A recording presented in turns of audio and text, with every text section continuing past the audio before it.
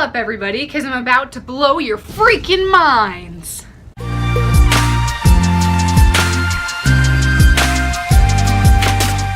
Hey there, super friends. I'm gonna let you in on a little secret. Come here. All the best stories that you've ever seen, heard, read, or watched are based on the same formula.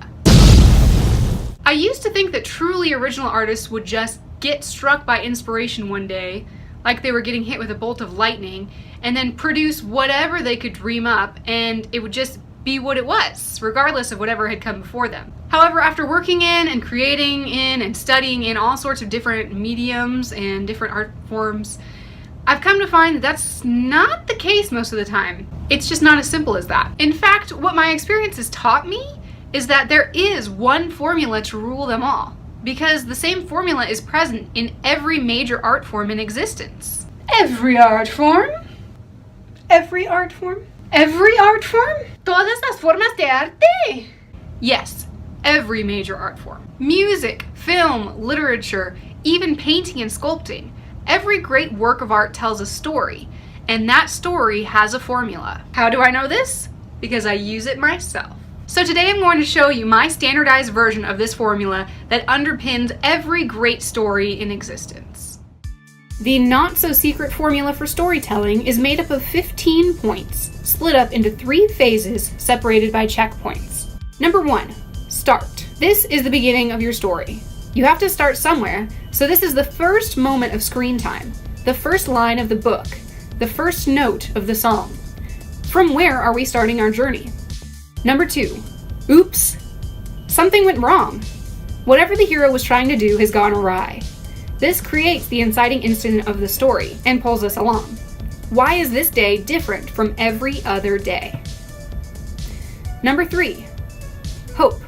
In spite of this momentary tragedy, the hero manages to wrangle the situation back under control for a moment, and it seems like everything is going to be okay.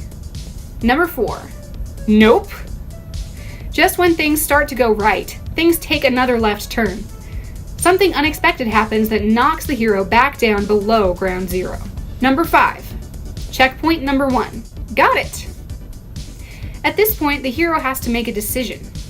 Will they choose to opt out of the storyline proposed to them, or will they gather their courage and take their future into their own hands? If they agree to these terms, then the story can move forward. Number 6, montage. This word fits it best, because if the story is a film or a video, this is where we see a lot of stuff happening really quickly. This is the training sequence, where the machine gets put together, where we figure out just how this new life works. There are some ups and downs here, but there is a general upward trend as the hero figures things out. Number 7, final lesson. At the peak of this sequence, when the hero feels the most confident about their skills, their plan, and their preparation, they do one last check to make sure they're ready to do the thing. Number 8, twist. All of a sudden, the hero learns something that completely unseats them. Someone who they thought was on their side commits a deep betrayal, or they discover something dark about their past origins, or they find out just how bad the evil plan might be. Whatever the reason, the hero is now forced to question everything they have learned up to this point. Number 9, checkpoint number 2, recalibrate. At this point, the hero has another choice. They can choose to walk away, give up, or take the easy way out. Or they can readjust their priorities and push onward toward the goal. If they choose to continue, then the story can follow them there. Number 10, offense. Side note, I have no idea why I used the British spelling here, but it still works regardless. The hero is now ready to go on the offensive. It's time to take the fight to them. Training is over. Now we have to go after the bad guys and take them down. Number 11, up the stakes. Things are starting to go wrong again. The plan that the hero has worked so hard on is falling apart because of something they couldn't have predicted. The evil plot is somehow even more evil than they ever imagined, and they might not have the power to stop it after all. Number 12, the abyss. The battle has been fought, and it seems the hero was on the losing side. The villain has won. The world is about to end. All seems lost. Number 13, checkpoint number 3. But wait! Out of absolute rock bottom, the hero realizes exactly what is needed to achieve victory and defeat the bad guys once and for all. This is something that we've already seen, but applied in a new way. If they choose to use the last of their strength to try one last thing, then the story can continue and the final battle begins. Number 14. Victory. The tides have turned. We've won the day. The hero finally comes out on top, stronger, wiser, and better than ever before. The villain is defeated, the world is safe, and all is well. Number 15. End. I also like to call this point consequences. This wraps up any loose ends so that we see the fallout from the battle, the journey, and the story altogether. What have we lost? What have we gained? What has the hero learned? And of course, what does the future hold once the story is over? I'm sure this sounds familiar already. Don't believe me? Let's take a closer look at a great work that follows this formula to the T. Iron Man. This film is 10 years old, so I feel like I shouldn't have to, but here's your spoiler alert. Tony Stark, genius billionaire playboy philanthropist, goes about his usual life selling weapons to the military and enjoying life. On the way back from a presentation in Afghanistan, someone attacks their caravan, kills a bunch of people, and takes Tony hostage. Injured, abducted, and forced to work in a cave for a bunch of terrorists, Tony isn't sure how he's going to make it out of there alive. Tony decides that he isn't going to go quietly into the night. Instead of building weapons for the terrorists, he instead builds a suit that should enable him to survive his injuries, escape from the caves, and take out a few bad guys as well. This is the first Iron Man suit. When Tony and his fellow hostage Jensen are just about to make their escape, the terrorists catch on to their plan. They are forced to adjust that plan, and in doing so, Jensen is killed. However, he gave his life so that Tony could make it out of there alive, and he does just that. After Tony returns home, he decides to honor Jensen's death by making it his mission to stop producing the weapons that are killing innocent people. He tries to recruit his friends to help, but he ends up embarking on his training alone. He begins to work on the real Iron Man suit.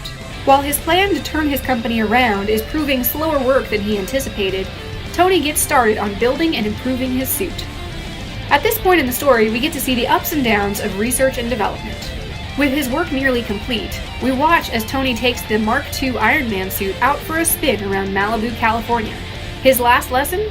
Don't fly too high or you might get iced over. Having fixed this, he decides to celebrate and attend a company party. At the party, we learn that Tony's advisor and longtime family friend, Obadiah, was actually the one who has been making it so hard for Tony to change his company's direction away from weapons. In fact, Obadiah is trying to get Tony off the board of directors entirely. Tony also learns that the weapon he was being forced to make back in Afghanistan has now finally arrived, and the rural cities there are under siege because of it. Tony's efforts seem to have been in vain, both in the business world and in the real world. He decides that he has to do something to stop things from escalating, so he takes things into his own hands. Tony puts on the recently completed Iron Man suit, returns to Afghanistan, and takes back his city. When he returns, he confesses this to Pepper, his confidant and secretary, and he tells her just how committed he is to putting things right, both in his company and in the world. He asks for her help, and together they investigate Stark Industries to see where the weapons are being kept, so that Iron Man can destroy them once and for all. Tony learns that Obadiah's betrayal runs even deeper than he imagined. Not only did Obadiah try to take Stark Industries away from Tony, but he also ordered the hit on him from the beginning of the story, and is trying to create knockoffs of the Iron Man suit so that he can sell it to terrorists all around the world.